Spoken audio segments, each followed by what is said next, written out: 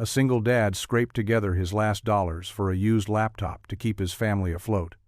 What he found on it didn't just belong to a missing billionaire, it revealed a secret that would change his life forever. Before we dive in, hit that subscribe button and drop a comment. Where in the world are you watching from the silence in Alex's third-floor apartment? Wasn't peaceful. It was heavy-weighted with the things he couldn't afford to fix or replace. It hummed in the old refrigerator that ran too loud and settled in the faint flicker of the overhead light. He kept meaning to change outside a pale November sky. Pressed against the glass, a canvas of smudged gray that promised a cold night, he stood at the radiator sink, one hand gripping the chipped ceramic edge, the other holding a coffee mug that had been empty for 10 minutes. He was staring at the water spot on the bottom like it might hold the answer to a question. He was too tired to even form the faint sound of a cartoon jingle. Drifted from the living room where his daughter Mia was curled on the worn floral couch. A fortress of pillows built around her. She was 8 years old, and her world was still measured in screen time, and snack schedules not in unpaid invoices, and the quiet dread of a bank account hovering just above zero. Alex's world was measured in exactly that. His laptop, the one he'd nursed for 6 years with cheap replacement parts and a place installed, stubborn refusal to give up, had finally surrendered that morning. It didn't just die, it went with a quiet pop, a puff of something that smelled like burnt plastic and the definitive blackness of a screen that would never turn on again for a freelance graphic designer. That screen was his office, his lifeline, his only bridge to the clients who paid just enough to keep the lights on, and Mia in shoes that fit. He'd spent the last hour running the numbers in his head, a frantic, desperate calculation that always ended in the same place.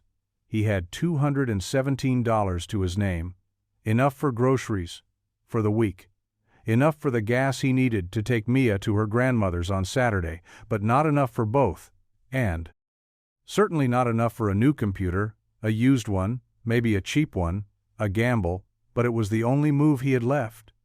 Mia's laughter, a bright, sudden sound, cut through the heavy quiet. She was watching a cartoon about a magical cat that could solve any problem. With a flick of its tail, Alex forced a smile and turned from the sink, wiping his dry hands on his jeans. For a moment, he let himself believe in that kind of magic, the kind that didn't come with a price tag. He walked into the living room and sat on the floor beside the couch, leaning his head against the cushion. Mia didn't look away from the screen, but she reached out a small hand and placed it on his shoulder. Her fingers were sticky with something sweet, probably the remnants of her breakfast toast. "Hey, Dad," she said, her eyes still glued to the animated chaos. "You look sad."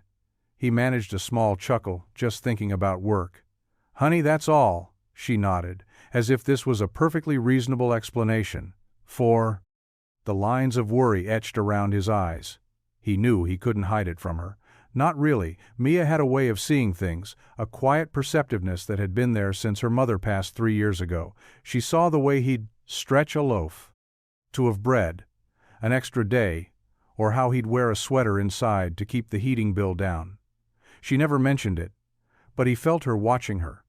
Quiet understanding, a constant source of both comfort and a deep, aching guilt. He was supposed to be her rock, her provider, the one who kept the world's sharp edges from ever touching her. But lately, those edges were all he could feel. He had to get a computer. He had to find a way, not just for him, but for her. For the quiet stability of, quote, their small world held together by love and routine, and the desperate hope that things would get better. He would make them better. He stood up and kissed the top of her head. Her hair smelled like bubblegum shampoo, a scent so simple and innocent. It almost broke him, right there. "All right, kiddo," he said, his voice steadier than he felt. "I'm going to go run an errand. I'll be back in a bit." Mia finally looked at him, her brow furrowed in that serious way she had. "Can I come?" He hesitated, then nodded. "Yeah, okay. Grab your coat." Maybe we'll find some magic of our own. He didn't know what he was looking for, but as he held the door open for his daughter stepping out into the cold gray afternoon, he felt a flicker of something he hadn't felt all day. Determination. It wasn't a plan, it wasn't a solution, but it was a start. And right now, a start was all he had. The city felt like a labyrinth of closed doors and price tags that mocked him from behind polished glass windows. Alex drove the old sedan with a quiet focus, his hands tight on the wheel, his gaze scanning every storefront, every sign, every possibility. He'd spent an hour online, scrolling through classifieds and marketplace listings, but it was a graveyard of broken screens and missing keys or machines that were priced just out of his reach. $100, too high. $50, too high. Even $20 felt like a canyon he couldn't cross. Mia sat beside him in the passenger seat, humming quietly to herself, her breath fogging the window. As she drew little smiley faces on the glass with her finger, she didn't complain about the endless driving or the way her dad's face seemed to tighten with every passing mile. She just existed in her own small pocket of peace, a hard, quiet counterpoint to the storm brewing inside him. He hated that he'd brought her along, that she was a witness to this slow, quiet hunt for a lifeline.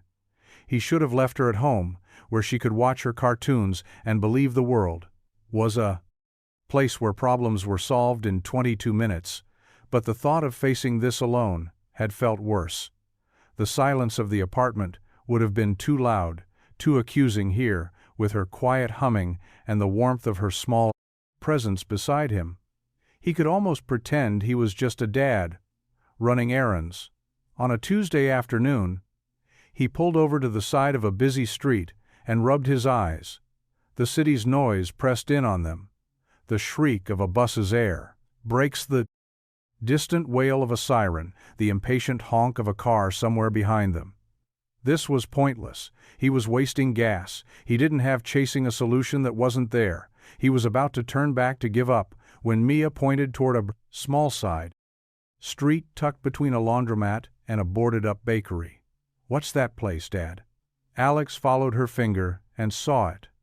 A small, unassuming storefront with a faded green awning. The sign above the door was hand-painted, the letters slightly uneven, Second Wind Electronics. It looked like a relic from another time, a place the rest of the city had forgotten. He'd never noticed it before. He'd driven down this main road 1,000 times but had never once looked down this quiet, forgotten artery of the city. Maybe he thought a place forgotten by the world might have prices to match. He took a slow breath, the first real breath he'd taken all day, and pulled the car into a turn. "All right, kiddo," he said, a flicker of hope stirring in his chest. "Let's see what's in there." Mia beamed, wiping the smiley faces from the window as if to get a better look. "Maybe they have a magic computer," she said, with the unshakable faith of an 8-year-old. Alex didn't answer. He just parked the car, turned off the engine, and let the silence settle for a beat. "Maybe they do," he whispered, more to himself than to her. "Maybe they do." The bell above the door didn't chime. It gave a soft electronic chirp, a polite sound that felt out of place in a room that smelled of dust, old wiring, and the faint metallic tang of ozone. The shop was narrow and deep, the walls lined with shelves, crowded with a chaotic history of technology, tangled power cords sat in cardboard boxes next to stacks of monitors from a bygone era, bulky, beige, things that looked like museum pieces. A row of keyboards was arranged by size, their letters worn smooth by years of use. It wasn't a store, it was a sanctuary for forgotten things. A place where technology came not to be born but to be given one last chance at life. A woman stood behind a simple wooden counter at the back, her head bent over a circuit board, a magnifying lamp casting a pool of white light on her hands. She didn't look up right away. Her focus was absolute, her movements slow and deliberate. Alex and Mia stood just inside the door, letting their eyes adjust to the dim light. Mia's hand found her fingers curling around his own, As she took in the strange, quiet world of blinking lights and silent machines, finally the woman looked up. She pushed the magnifying lamp aside, and her face was cast in the soft, ambient glow of the shop. She was younger than Alex had expected, maybe early 30s, with dark hair pulled back into a loose, messy bun. A few strands had escaped, framing a face that was strikingly beautiful, but in a quiet, understated way. She wore a simple gray sweater and dark jeans. No name tag. No uniform, no practiced retail smile. Her eyes were the first thing Alex truly noticed. They were a deep, piercing blue, and they held a stillness, an observant calm that seemed to see more than just a customer looking for a deal. "Hello," she said. Her voice was soft, low, a little rough, as if she wasn't used to using it. "Much can I help you?" Alex cleared his throat, feeling suddenly self-conscious, like he'd stepped into a private workshop. "Uninvited. Yeah, I'm looking for a used laptop," he said, gesturing vaguely around the cluttered space. "Something reliable but cheap. My old one just gave up on me." The woman nodded slowly, her gaze drifting from Alex to Mia, then back again. She didn't ask about his budget. We didn't try to upsell him. She just turned and walked toward a shelf at the back of the store. Her movements were graceful, unhurried. Mia tugged on his hand and whispered, "She's pretty." Alex squeezed her hand gently, shushing her, but he couldn't disagree. The woman returned a moment later, holding a sleek, silver laptop. It looked newer than anything else in the store, impossibly thin and clean. "This one came in last week," she said, placing it on the counter. "It's a few years old, but the processor is solid. I ran diagnostics on it. This morning it's clean." Alex reached out and ran a hand over the cool metal surface. It felt like something from another world. It was faster, better, more powerful than anything he'd ever owned. How much, he asked, the word catching in his throat. She hesitated for just a second, her eyes flicking down to the scuffed toes of Mia's sneakers, then to the worn elbows of Alex's jacket. "200, she said finally. Alex's heart sank. It was a fair price, a great price even, but it was almost every dollar he had. He could do it, but it would mean an empty fridge and a week of instant noodles and the kind of quiet panic that kept him awake at night. He looked at Mia, who was staring at the laptop with wide, hopeful eyes. Then he looked back at the woman and nodded. "I'll take it." The cash felt like a confession as Alex counted it out onto the counter. $10 bills, $5 bills, worn and creased from being folded and refolded in his wallet. It was the physical manifestation of his struggle, laid bare under the fluorescent lights of a stranger's shop. He tried to keep his hands steady, tried to make the transaction feel normal, but he could feel the woman's eyes on him, not with pity, not with judgment, but with that same quiet, unnerving observation. He felt exposed, like she could see the frayed edges of his life, as clearly as she could see the frayed cuffs of his shirt. When the last bill was on the counter, he pushed the small stack toward her, his pride a tight knot in his chest. Mia stood on her tiptoes, trying to see over the counter, her fingers gripping the wooden edge with excitement. She didn't see the silent exchange of dignity and desperation. She just saw the silver laptop that was about to become theirs. The woman behind the counter didn't scoop the money up right away. She let it sit there for a beat, a silent acknowledgement of what it represented. Then she carefully gathered the bills and placed them in an old metal cash box that looked as ancient as the rest of the shop. She pulled a power cord from a bin behind her and coiled it neatly, her movements still slow and deliberate. "It has a good battery," she said, her voice soft. "But it's always better to keep it plugged in when you're doing heavy design work." Alex blinked. "How did you know I was a designer?" He hadn't mentioned his work. She gave a faint smile, a ghost of one that barely touched her lips. "The faint smell of turpentine on your jacket, and a smudge of cyan ink on your thumb." She said it so matter-of-factly that it took him a second to process it. He glanced down at his hand, and sure enough, A tiny streak of blue ink was smeared near his knuckle, a remnant from a print job he'd finished last week. He looked back at her, a new wave of surprise washing over him. She wasn't just a shopkeeper, she was a detective of small details. He felt a strange mix of being seen and being completely transparent. It was unsettling, and for reasons he couldn't name, strangely comforting. She slid the laptop into a simple canvas sleeve and pushed it across the counter toward him. "There you go," she said. "If you have any issues with it, bring it back. I'll make it right." Alex nodded, tucking the laptop under his arm. The weight of it was both a relief and a burden. "Thanks," he said, his voice rough with an emotion he couldn't name. "I appreciate it more than you know." Her eyes met his and held for a second, longer than was necessary for a simple transaction. "No problem," she said. "I'm glad it's going to a good home." As he and Mia stepped back out into the cold afternoon, the electronic chirp of the door sounding behind them, Alex couldn't shake the feeling that he'd left more than just his money on that counter. He felt like he'd left a piece of his story, and he had the strangest feeling she had picked it up. The apartment felt warmer when they returned, or maybe it was just the warmth of relief radiating from Alex's chest. He set the laptop on the small dining table with a reverence usually reserved for fragile antiques. The canvas sleeve was cool to the touch, and the weight of the machine felt solid, substantial, a promise of work to be done and bills to be paid. Mia hovered beside him, her hands clasped behind her back as she rocked back and forth on her heels. "Can we turn it on now? Please, please, please," Alex chuckled, pulling out a chair for her. All right. Let's see what this thing can do." He slid the laptop from its sleeve. The sleek silver casing gleamed under the apartment's dim light. It was a beautiful machine, a stark contrast to the chipped paint of the walls and the worn fabric of the chairs around it. He plugged in the power cord and pressed the power button.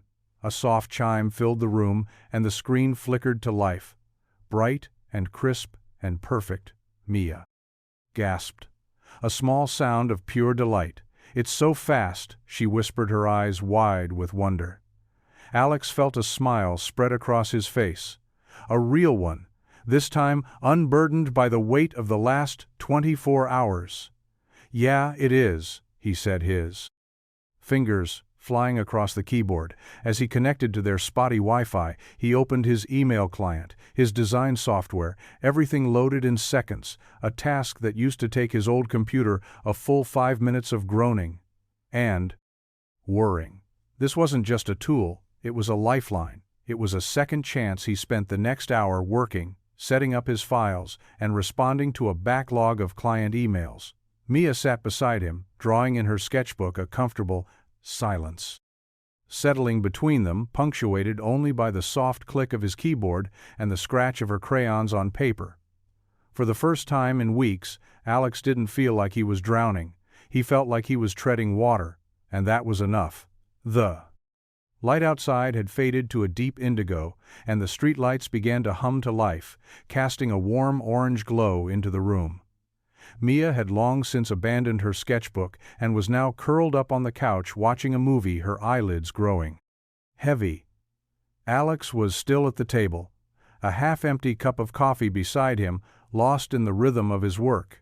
He was finishing a logo revision for a client, a simple job that paid just enough to cover their internet bill, when he noticed a single folder on the desktop that he hadn't put there. Its name was simple, stark. Just the word drafts. He frowned. The woman at the shop had said the hard drive was clean. Had she missed this one? He hesitated for a moment, his cursor hovering over the icon. It wasn't his business. It was the previous owner's private files, a remnant of a life he had no right to look into. He should delete it, move it to the trash, and forget he'd ever seen it. But curiosity, a small, persistent nudge, wouldn't let him go. He double-clicked the folder, opened, revealing a small collection of text documents. Their titles were cryptic: Letter to R, The Bridge Plan, Musings on a Tuesday, and one simply named Journal. His conscience screamed at him to close the window to walk away. But his fingers moved on their own, as if guided by a force outside his control. He clicked on the journal file. It was password protected. A small lock icon appearing on the screen, Alex let out a breath. A strange mix of relief and disappointment. He shouldn't have tried anyway. It was an invasion of privacy, a line he knew he shouldn't cross. He was about to close the window when he noticed the password hint written in small gray letters beneath the entry field. The name of the dog you never had. He paused. What kind of password hint was that? It was poetic, strange, personal. He thought for a moment, trying to imagine the kind of person who would choose such a clue on a whim. He typed a single word. Hope. The screen blinked. Access denied. He tried another one. Shadow access denied. He was about to give up when a name floated into his mind, a simple classic name, the kind a lonely kid might give an imaginary friend. He typed it slowly. Max, and hit enter. The file opened. The quiet hum of the laptop's fan was the only sound in the room. As Alex stared at the screen, a wave of something cold and sharp washed over him, a feeling of trespass, of seeing something he was never meant to see. The journal wasn't a diary of daily events, it was a collection of fragmented thoughts, raw and unfiltered. A window into a soul he didn't know, but suddenly felt he understood. The first entry was dated. 3 months ago, it read, "They tell me success is a ladder, but they don't tell you how quiet it is at the top. They don't tell you that the air is so thin you can't breathe." Alex leaned forward, his heart pounding a slow, heavy rhythm against his ribs. He scrolled down, reading another entry. "I've built an empire of things I can touch, but I can't remember the last time someone touched my hand without wanting something in return. I sign checks for millions, but I can't buy a single hour of real conversation." The words were elegant, yet gut-wrenchingly honest. They spoke of a profound loneliness, a disillusionment, with a world of power and wealth that felt hollow and false. This wasn't just a laptop he had bought. That was a person's soul, laid bare in black and white text, and it was now sitting on his dining room table. He quickly closed the file, his hands trembling slightly. He felt a deep sense of shame for what he'd done, but also an overwhelming wave of empathy for the anonymous author. He looked over at Mia sleeping soundly on the couch, her small face peaceful and untroubled. He had so little in comparison to the person who had written those words. But in that moment he felt like the richest man in the world. He knew what he had to do. He couldn't keep this. He couldn't pretend. He hadn't seen it. He had to take it back. He had to find the woman from the shop and return the piece of her life she had accidentally left behind. The thought of walking back into that shop filled Alex with a quiet dread. It wasn't just the awkwardness of admitting he'd snooped through a stranger's private files. It was the thought of facing her again, the woman with the observant eyes and the quiet calm that seemed to see right through him. What would he even say? "Hi, I bought this laptop and accidentally read your soul. Sorry about that." He ran a hand through his hair, pacing the small living room while Mia slept. The city lights painted shifting patterns on the walls. The journal entries echoed in his mind. They weren't just words on a screen. They were a confession, a cry for help from someone drowning in a sea of success. He felt a strange sense of responsibility, a pull, to do something more than just return the machine. He felt a need to return a piece of her own humanity that she thought she'd lost. The next morning, he woke before sunrise. The decision settled in his chest like a stone. He made Mia pancakes, her favorite, and tried to act as if it were just a normal Wednesday. But his mind was elsewhere, replaying the conversation he was about to have 100 different ways. After he dropped Mia off at school, he drove straight to the shop. The faded green awning looked the same, the hand-painted sign just as crooked. But today it felt different. It felt like a destination, a place where two very different worlds were about to collide. He took a deep breath. the canvas sleeve of the laptop tucked under his arm, and pushed the door open. The electronic chirp sounded louder. This time she was there behind the counter, just like before, a pair of delicate silver tools laid out on a black mat in front of her. She looked up as he entered, and a flicker of surprise crossed her face, a genuine, unguarded reaction that made his heart beat a little faster. "Back so soon?" she asked, her voice calm, but her eyes curious. "Did it die on you already?" No, it works great," he said, stepping forward and placing the laptop on the counter. "It works too great. Actually," he paused, trying to find the right words. "I found something on the desktop, a folder. You must have missed when you wiped it." Her expression didn't change, but he saw her hands still for a moment on the counter. A quiet tightening of her fingers. "A folder," she repeated, her voice neutral. He nodded. "I didn't mean to open it, but I did. I'm sorry, it was an invasion of your privacy." He looked at her then, really looked, trying to convey the sincerity of his apology. "I didn't read much, just a few lines, but I knew I couldn't keep it not. After that I just wanted to bring it back to you." She stared at him for a long moment, her blue eyes searching his face for something he couldn't name. Then she gave a slow, almost imperceptible nod. "Thank you," she said, and the words were quiet, but they carried a weight that filled the entire shop. "I appreciate you bringing it back." Alex let out a breath. He didn't realize he'd been holding. "That's it," he said. "Just thank you." He didn't know what he'd expected. Maybe denial, maybe anger, maybe a quick dismissal. But her simple, quiet gratitude was almost more disarming. He stood there for a moment, unsure of what to do next. He'd done the right thing. Now he should just leave. But he didn't want to. He wanted to. No more.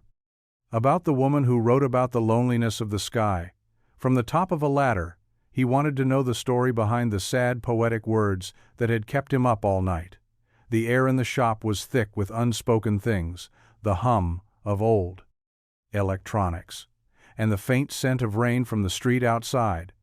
Alex stood at the counter, on the laptop, a silent witness between them. He had done what he came to do, but his feet felt rooted to the floor. He couldn't shake the feeling that just walking away would be a mistake, a missed opportunity for a conversation that mattered. "You know," he started, his voice a little rougher than he intended. "For what it's worth, whoever wrote that stuff, they sound like they're going through a lot." The woman, he still didn't know her name, didn't flinch. She simply looked down at the laptop, her fingers tracing the silver edge of the casing. "It's just writing," she said. "Softly, thoughts on a page, nothing more."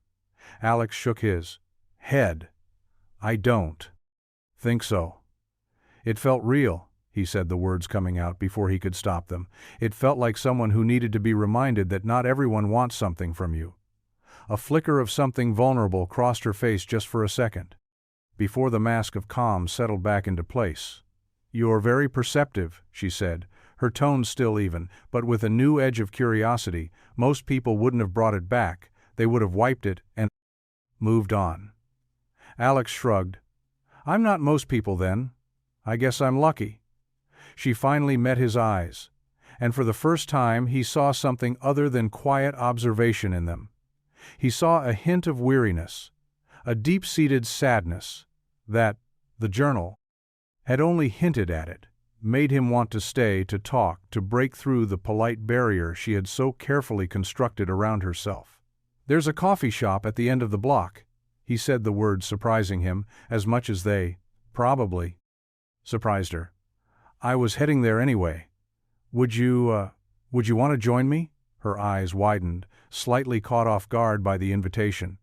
She hesitated for a long moment, a silent battle playing out behind her gaze. He was sure she would say no, that she would retreat back into the safety of her quiet, dusty shop.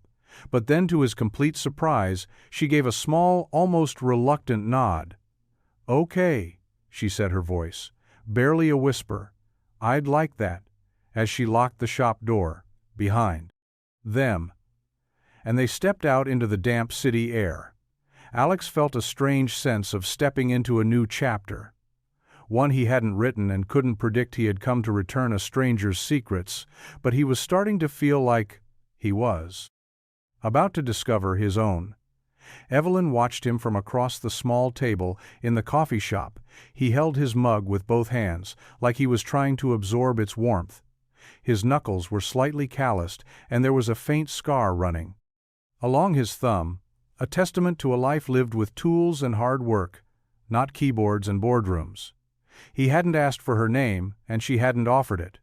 For now she was just the woman from the shop, and he was the man who had read her end journal and hadn't run away. He had a daughter. He'd mentioned her briefly, Mia, a sweet name for a girl, who he clearly adored. His entire world seemed to revolve around her, and Evelyn felt a pang of something she couldn't name, not envy exactly, but a deep longing for that kind of simple, pure-hearted purpose. She'd spent the last few months trying to dismantle the life she'd built, or rather the life that had been built for her. She'd sold her penthouse, her collection of modern art, even the car her father had given her. For her 30th birthday, she'd kept only the things that mattered. A handful of books, a box of old family photos, and the laptop. The laptop had been her last confession box, a place to pour out all the feelings she couldn't voice in her world of polite smiles and ruthless acquisitions. She thought she'd wiped it clean, but in her haste to shed her old skin, she'd made a mistake that had led her here sitting across from a man with kind eyes and a tired smile. A man who saw her not as a headline or a number, but as a person who sounded like she was going through a lot. He didn't know how right he was. She hadn't just walked away from a company, she'd walked away from a legacy, from the crushing weight of being Evelyn Reed, the tech prodigy, the billionaire heiress, the woman who had everything and felt nothing. She'd come to this quiet neighborhood, this dusty little shop, to disappear, to become anonymous. But in the eyes of this stranger, she felt more seen than she had in years, and it was both terrifying and intoxicating. He was talking now, telling her about a funny thing Mia had said that morning, and she found herself smiling, a real smile. Not the one she used for press conferences. She took a sip of her coffee and listened, letting his voice wash over her, a quiet, steady sound in the noisy world. She'd been trying so hard to escape for the first time in a long time. She didn't to feel like she was hiding. She felt like she was being found. The coffee shop was warm and filled with the low hum of conversation and the hiss of the espresso machine. It was a world away from the silent, dust-filled quiet of her shop. Alex sat across from her, a small puddle of water forming on the table from the condensation on his glass. He hadn't touched his coffee yet. His eyes were fixed on her with a gentle curiosity that felt both comforting and intense. "You never told me your name," he said. "Finally, Eve," she replied without hesitation. It was the name she'd given herself when she started this new life. A simple name, a fresh start. It felt more real to her now than the one on her birth certificate. Eve. He repeated, tasting the word, like it was something new. "Well, Eve, it was brave of you to write those things. Brave or foolish," she countered with a small, self-deprecating smile. I'm still not sure which. Alex shook his head. "No, it was brave," he said, his voice firm. "It takes courage to admit you're not okay, especially in a world that demands you to be perfect." She looked down at her hands, her fingers wrapped around the warm ceramic of her mug. "You make it sound so simple." "It's not," he admitted, "but it's honest. And honesty is rare." That word hung in the air between them. Honest. It was the one thing she had been chasing, the one thing her old life had lacked so completely. They sat in a comfortable silence for a moment, watching the people outside hurry past. "In the cold rain, you have a good heart, Alex," she said quietly. "You didn't have to come back. You could have just kept the laptop. No one would have known." He met her eyes. "I would have known, and I think you would have too." A slow smile spread across her face. A real one this time, one that reached her eyes and made them shine. "Yeah," she whispered. "You're probably Right in that moment, the space between them shifted. It was no longer just a shopkeeper and a customer. It was two people who had stumbled upon a shared truth in the most unexpected of ways. Two people who recognized the same quiet ache in each other's souls. He didn't know she was a billionaire. She didn't know he was one paycheck away from disaster. But none of that mattered right now. In the warmth of the small coffee shop, they were just two people finding a reason to stay back at a little longer. The journal entry was short, dated just a week before she'd sold the laptop. It read, "I stood on the balcony of my penthouse last night and watched the city lights blink below me. Millions of little lives, all moving and striving and connecting. And I have never felt so completely and utterly alone. I have a team of assistants to manage my schedule, a chef to cook my meals, and a driver to take me wherever I want to go, but I don't have a single person I could call at 2 a.m. just to hear a friendly voice. I am the architect of a world-class prison, and I am its only inmate." Alex closed the file, his chest tight. He shouldn't be reading this. He knew it was wrong, a violation of the trust she had tentatively offered him in the coffee shop, but he couldn't help himself. He had come home, and the words from the journal were a siren call, a mystery he felt compelled to understand. He wasn't just being nosy, he was trying to understand the woman behind the quiet eyes, the woman who noticed the ink on his thumb and the sadness in his posture. He wanted to understand how someone who seemingly had everything could feel so much like him who had nothing.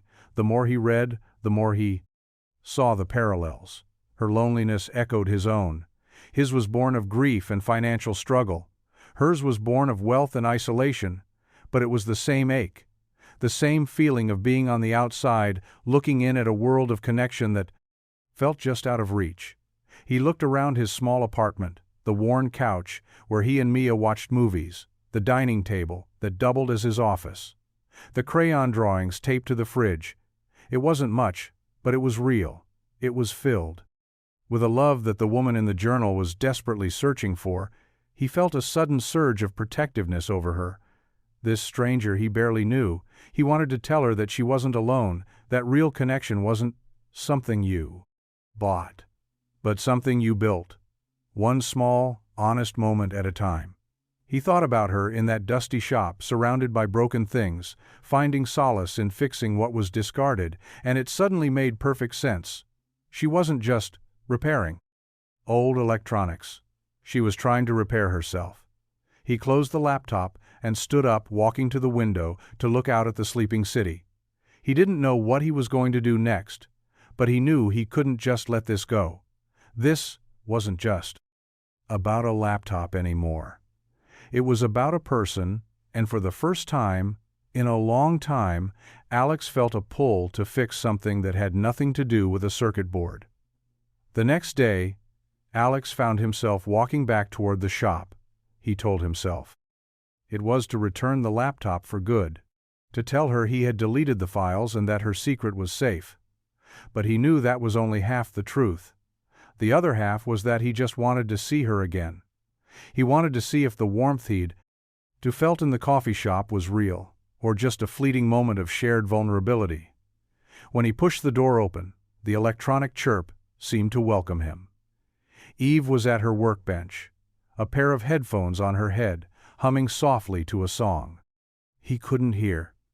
She looked up as he entered, and a small smile touched her lips, the kind that made him feel like he wasn't an interruption. "He's here again," she said, pulling off her headphones. "I was wondering if you'd come back." Alex held up the laptop. "I figured you'd want this back for real this time," he said, placing it on the counter. "I deleted the files. I won't look again. I promise." She held his gaze, her blue eyes soft and searching. "I believe you," she said, "but you don't have to return it. I meant what I said. It's yours." Just then, a small whirlwind of energy burst through the door. Mia, her pink coat unzipped and her backpack bouncing behind her. "Daddy, I forgot my lunchbox." She stopped short when she saw Eve, her eyes widening with curiosity. "Hello," she said, walking right up to the counter. Eve's smile widened, turning into something genuine and bright. "Well, hello to you too," Mia looked her up and down with the unfiltered appraisal of a child. "Are you my dad's friend?" Eve glanced at Alex, a playful glint in her eye. "I think I might be," she said, crouching down to Mia's level. "What's your name?" Mia beamed, puffing out her chest. "I'm Mia and I'm 8, Eve nodded seriously. "A very important age. What's in the backpack?" Mia unzipped it and pulled out a worn stuffed elephant. Its ears were frayed, and one of its button eyes was loose. "This is Ellie," she said. "He's my best friend."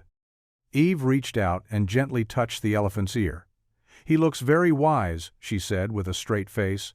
Mia giggled and hugged the elephant tight. "He is, he says. You have kind eyes." Alex stood back, watching the interaction with a lump in his throat. He had expected this to be an awkward, painful conversation, but Mia, with her innocent charm, had shattered the tension and built a bridge between them in a matter of seconds. Eve stood up, her gaze lingering on Mia before turning back. To Alex, "She's wonderful," he said, his voice thick with pride. "Yeah, she is." Eve didn't say anything more, but the look she gave him was one of deep understanding, a shared recognition of the fierce, all-consuming love of a parent in point. That moment. She wasn't a mystery or a sad journal entry. She was just a woman with kind eyes who understood the most important thing in his world. And that made her the most interesting person he'd ever met. The park was a splash of vibrant autumn color against the gray canvas of the city. Golden leaves crunched under their feet, and the air was crisp with the smell of damp earth and distant wood smoke. Alex pushed Mia on the swings, her laughter a bright melody that cut through the back. Quiet afternoon, Eve sat on the bench beside him, her hands tucked into the pockets of a simple navy peacoat that looked both elegant and comfortable. She watched Mia soar back and forth, a small smile playing on her lips. "She fits here, she," said her voice soft, almost a whisper in the city. "I mean, with the noise and the energy, she's like a little spark." Alex nodded. "She's never known anything else. This is her whole world." They sat in a comfortable silence for a while. Only sound, the rhythmic creak of the swing set, and Mia's occasional shriek of delight. It was a simple moment, uncomplicated and real, and Alex found himself relaxing in a way he hadn't. In years he wasn't thinking about bills or deadlines. He was just here, present, in the warmth of a fall afternoon, with two people who were quickly becoming his favorite company. "What about you, Eve?" he asked, turning to look at her. "Did you grow up in a place like this?" She shook her head, her gaze distant. "Not at all. My childhood was quiet, polished, structured, lots of big empty rooms, and not a lot of laughter. Sounds lonely it was," she admitted, her voice dropping slightly. "I used to spend hours in the library just to be in a place that felt full of life." She turned to him, a flicker of the sadness he'd read in her journal surfacing in her eyes. "I learned early on that being surrounded by people and being connected to them are two very different things." He didn't know what to say to that, so he just nodded in understanding. He knew what it was like to feel alone in a crowded room. He had felt it every day for a year after his wife died. But Eve's loneliness felt different, deeper, more ingrained in the fabric of who she was. Mia suddenly jumped off the swing and ran over to them, her cheeks flushed and her eyes bright with excitement. "Can we get ice cream?" she asked, her gaze bouncing between Alex and Eve. Alex hesitated. Ice cream wasn't in the budget, but before he could gently say no, Eve spoke up. "I know a place," she said, "a real old-fashioned parlor with the best chocolate fudge in the city. My treat." Mia's face lit up like a firework. Alex opened his mouth to protest, to insist he could pay, but Eve gave him a look, a quiet plea that said, "Let me do this. It's not for you, it's for her." He closed his mouth and gave a slow nod. "All right," he said, "but I'm getting sprinkles." And in that small shared moment of surrender, he felt another wall inside him begin to crumble. The ice cream parlor was a relic, a time capsule of checkered floors, red vinyl booths, and the sweet sticky scent of sugar and cream. It was tucked away on a side street, a place you'd never find unless you knew it. Was there? Eve led them to a booth in the back, her movements confident and familiar, like she'd spent a lot of time here. Mia slid in beside her, chattering excitedly about the dozens of flavors listed on the big chalkboard behind the bar counter. Alex sat across from them, content to just watch and listen. He was starting to see the pieces of Eve come together: the quiet shopkeeper, the lonely journal writer, the woman who knew the city's hidden gems.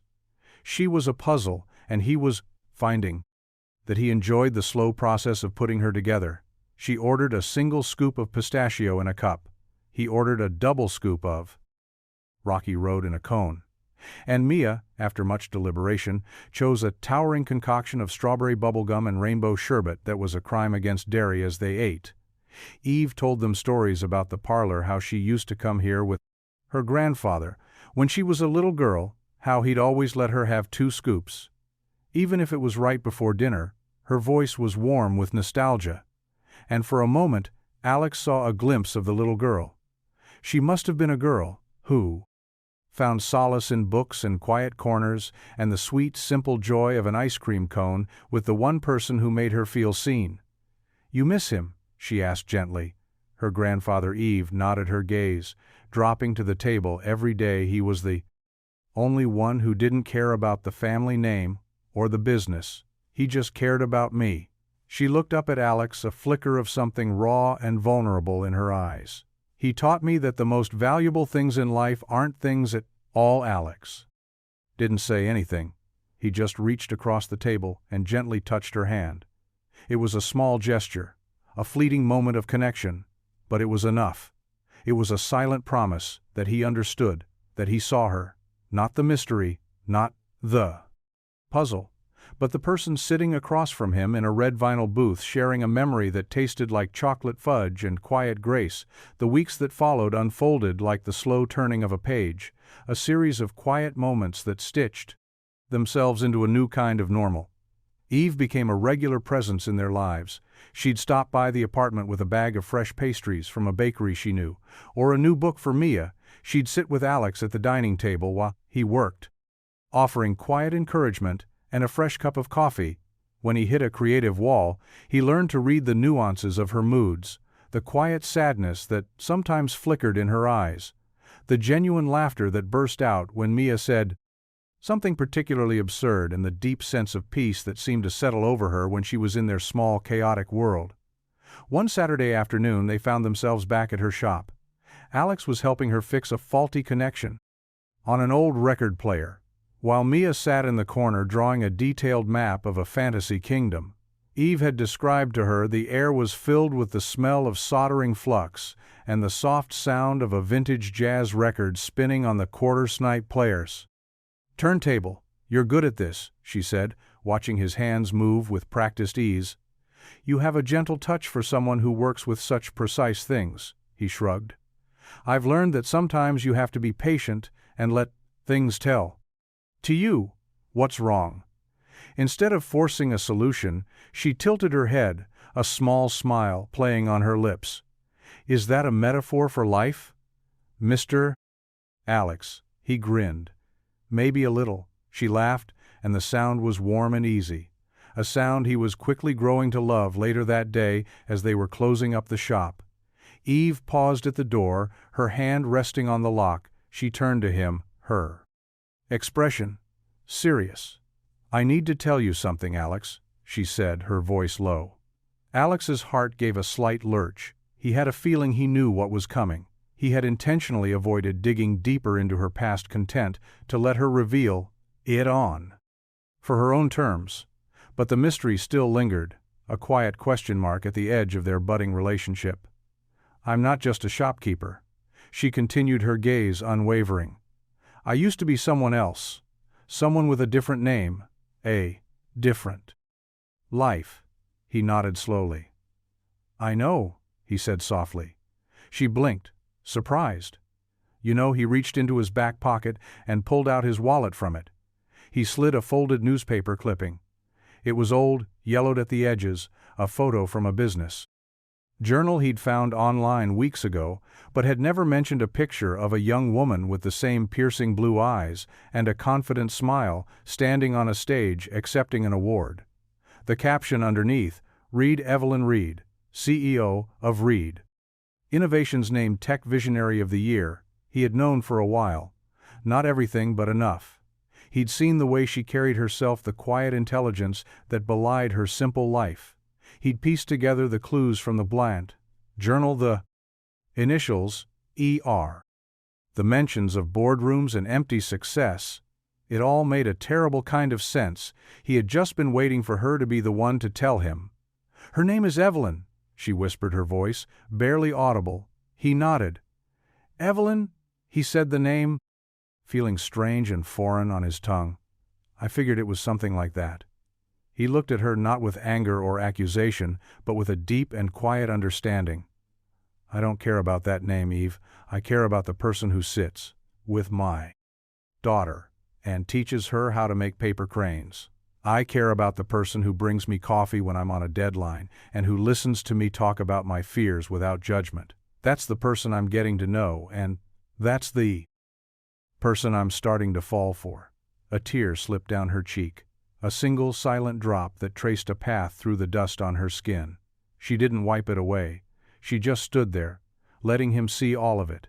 The fear, the relief, the raw vulnerability of being truly seen for the first time. "In a very long time, thank you," she whispered the words, thick with emotion. "Thank you for waiting." The revelation of her name settled between them. Not like a bomb, but like a quiet surrender. The walls she had so carefully built around herself had finally come down, and what was left was something raw and real and infinitely more beautiful. Alex didn't press for details. He didn't ask about Reed Innovations or the Reed Innovations billions that her name was attached to. He understood that she had come here to escape that world, not to bring it with her, but the knowledge of it changed the dynamic. In subtle ways he found himself watching her with a new sense of wonder and a quiet ache of sympathy. He understood now the source of her loneliness, the crushing weight of a legacy she never asked for, and the courage it must have taken for her to walk away from it all. Evelyn, for her part, seemed to shed a weight she had. She'd been carrying for months. She smiled more freely, laughed more easily. Her movements in the shop became less guarded, more relaxed. She was no longer just hiding. She was healing one afternoon as they were walking through a local farmer's market. The scent of fresh bread and ripe apples hanging in the air. A man in a business suit stopped short in front of them.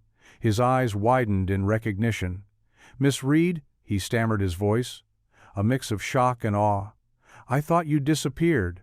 Evelyn tensed for a moment, her hand instinctively reaching for Alex's, but then she took a breath and gave the man a polite but firm smile. "I'm just Eve now," she said, her voice clear and steady. The man looked confused but nodded, and hurried away. Evelyn turned to Alex, her heart pounding but her eyes were clear. "I'm not ashamed of who I was," she said, "but I'm not going back to being her." He squeezed her hand gently. "I know," he said, "and I'm not asking you to," they continued. Their walk, the encounter, a small ripple in the calm waters of their new life. But it was a reminder that the past was never truly gone. It just learned to live alongside the present. Later that night, after Mia was asleep, they sat on the fire escape of Alex's apartment, the city lights twinkling below them like a fallen constellation. "I sold everything," she said quietly, her voice barely a whisper against the city's hum. "The company, the stocks, the properties, it's all in a trust. Now, funding a foundation. I started to support small independent artists and creators, people like you." Alex looked at her, stunned. "You did all that?" She nodded. "It's not about charity," she said, "it's about legacy. My grandfather taught me that real wealth isn't what you keep, it's what you build for others." I'm just finally listening to him. He looked at her, the woman who had walked away from an empire to find herself in a dusty little shop, and felt a surge of admiration so profound it left him breathless. He didn't know what the future held for them. He didn't know if their two worlds could ever truly merge, but in that moment, under the vast and endless sky, he knew one thing for sure. He was in love with Evelyn Reed, and he would fight to keep the Eve he had found. The news broke on a Tuesday morning. A splashy headline on a major financial news website: Reed heiress surfaces as humble shopkeeper in quiet urban enclave. The article was accompanied by a grainy paparazzi photo of Evelyn and Alex walking out of the ice cream parlor, their faces caught in a moment of laughter and ease. It was an invasion, a stark and brutal reminder that her old world was always watching, always waiting to pull her back in the grotto. Phone at the shop started ringing off the hook. Reporters, bloggers, old business associates who hadn't spoken to her in years. They all wanted a piece of the story. The narrative was already being spun. The lonely billionaire find solace in a simple life. The blue-collar hero who had won her heart. It was a fairy tale, a lie, a gross oversimplification of the fragile, beautiful thing they had been building. Alex felt a cold knot of anger form in his stomach. He saw the way the color drained from Evelyn's face as she read the article, the way her hands trembled as she silenced her phone. He wanted to protect her, to build a wall around their small world and keep the vultures at bay, but he knew he couldn't. This was her battle, a ghost from a past. He had no power. Over that afternoon, a sleek black car pulled up in front of the shop. A man in a tailored suit stepped out, his face grim and determined. Alex recognized him from the photos in the business articles. Arthur Vance, Evelyn's former COO, and the man who had tried to take over the company after she left. He walked into the shop without even a glance at Alex, his eyes fixed solely on Evelyn. "Evelyn," he said, his voice sharp and demanding, "we need to talk. This circus is damaging the brand. The stockholders are in a panic. You need to come back and do damage control." "I'm not coming back," she said, her voice quiet but firm. "This is my life now." Vance scoffed this. A dusty little shop, and him, he gestured toward Alex with a dismissive wave. "This is a phase, a romantic fantasy. You need to wake up and remember who you are." "I know exactly who I am," she replied, "and I'm not the person you can control anymore." She turned to Alex, her eyes pleading with him to understand, to trust her. And in that moment, he made a choice. He stepped forward and stood beside her, his presence a quiet statement of solidarity. Vance looked at him with a mixture of contempt and disbelief. "And what are you in all this? Her pet project? Her charity case?" Alex met his gaze, his voice calm and steady. "I'm the man who loves her, and you need to leave." Vance stared at them for a long moment, then turned and walked out of the shop, slamming the door behind him. The bell chirped mockingly in the silence that followed. Evelyn let out a shaky breath and leaned against the counter, her knees weak with relief. Alex wrapped his arms around her, holding her tight. "This isn't over, is it?" she whispered into his chest. "No," he said, his voice a low rumble, "but we'll face it together." The media frenzy was relentless. Reporters camped outside the shop and Alex's apartment, their cameras and microphones, a constant violation of the quiet life they had cherished. Their faces were plastered across every gossip site, their story twisted into a sensationalized romance that bore little resemblance to the truth. Alex tried to shield Mia from the worst of it, but she was a smart kid. She saw the cameras, she heard the whispers, she knew something was wrong. One evening, as he was tucking her into bed, she looked up at him with her wide, serious eyes. "Are they going to make Eve leave?" she asked, her voice small and fragile. Alex's heart ached. "No, baby," he said, stroking her hair, "no one is going to make her leave." But he wasn't so sure. The pressure was mounting from all sides. Evelyn's old board was threatening legal action, claiming her erratic behavior was damaging the company's reputation. They were trying to freeze her assets to force her back into the fold. She spent her days on the phone with lawyers, her voice tight with a mixture of anger and exhaustion. Alex watched her, the weight of her old world settling back onto her shoulders, and he felt a growing sense of powerlessness. He was a good man, a loving father, but he couldn't fight this battle for her. He couldn't protect her from the ghosts of her own past.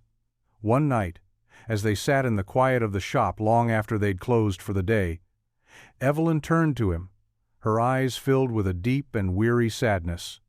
"Maybe they're right," she said, her voice barely a whisper. "Maybe I'm just bringing chaos into your life. Into Mia's life. Maybe I should just go." Alex took her hands in his grip, firm and steady. "Don't you dare say that," he said, his voice fierce. "We are not going to let them win. We are not going to let them tear us apart." He looked around the small, dusty shop, at the broken things they had fixed together, at the quiet sanctuary they had built for themselves. "This is real, Eve," he said. "This is our life, and we are going to fight for it." She looked at him, her eyes welling with tears, and for the first time in weeks she felt a flicker of hope, a belief that maybe, just maybe, they could weather this storm together.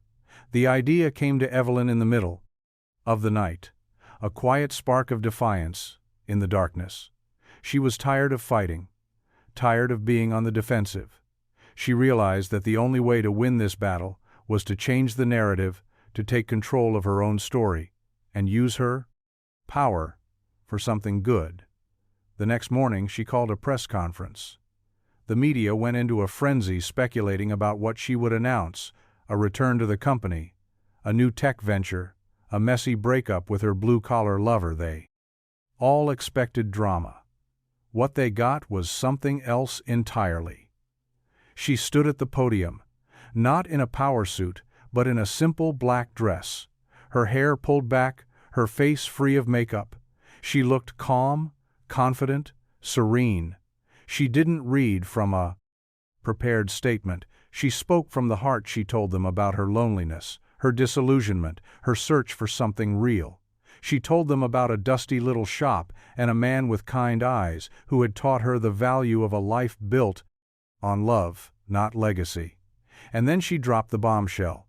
She announced that she was officially dissolving her ties with Reed Innovations and using her entire personal fortune to launch a new foundation, the Second Wind Foundation, dedicated to providing grants and resources to small businesses, independent artists, and community projects, people like Alex, who were the quiet heroes of the plantless world. The ones who fixed what was broken and asked for nothing in return. The room was silent for a moment. The reporters stunned into submission, then a flurry of questions erupted, but Evelyn just smiled and walked away from the podium. She had said all she needed to say. Alex and Mia watched the press conference on the small TV in their living room. Mia cheered when Evelyn mentioned the foundation, her eyes shining with pride. Alex just stared at the screen, a slow smile spreading across his face. He wasn't just proud, he was in awe. She hadn't just fought back. She had changed the game. She had taken the ugliest parts of her past and turned them into a force for good. Later that day, she walked into the shop, her face tired but radiant. Alex met her at the door and pulled her into a hug, so tight it left her breathless. "You were incredible," he whispered into her hair. She smiled against his chest. "I just told the truth." He pulled back and looked at her, his eyes filled with a love so deep it took her breath away. "I know," he said, "and that's why I love you." The storm had passed. The media had moved on to the next shiny object, and a quiet peace had settled back over their lives. The shop was busier than ever, not with reporters, but with customers. People who had been inspired by their story, who wanted to support the small, dusty place where something so real had taken root. Alex and Evelyn worked side by side, their days filled with the comfortable rhythm of shared tasks and easy laughter. Mia was their constant shadow, her bright energy, a reminder of what they were fighting for. One sunny afternoon, as they were closing up the shop, Evelyn turned to Alex, a mischievous glint in her eye. "I have an idea," she said. He raised an eyebrow, wary of her grand pronouncements. "What if we expanded?" she said. What if we turned this place into more than just a repair shop? What if we made it a community hub? Place where people could learn to fix their own things, a makerspace, a place for second chances. He looked at her, a slow grin spreading across his face. You mean, like a foundation? But with more soldering irons? Exactly, she said, her eyes shining. He pulled her close, his heart full to bursting. You know, he said, his voice a low rumble. I think that's the best idea you've ever had. They stood there in the golden afternoon light, surrounded by the quiet hum of forgotten things and the promise of a future they would build together, a future that was messy and imperfect and more beautiful than anything they could have ever imagined. It wasn't a fairy tale ending, it was a beginning, a real one, earned and chosen and built on the foundation of a used laptop and a love that had given them both a second wind.